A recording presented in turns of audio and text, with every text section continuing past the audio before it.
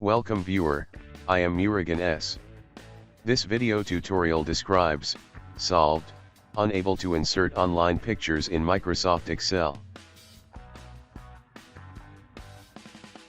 Click Excel.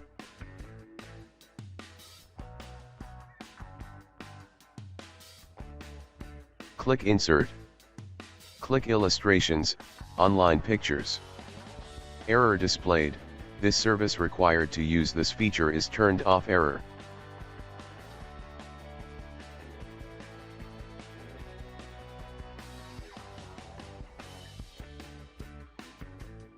Click File, Options. General. Click Privacy Settings. Check, Enable Optional Connected Experiences. Click OK. Click OK. Click OK. Restart Excel.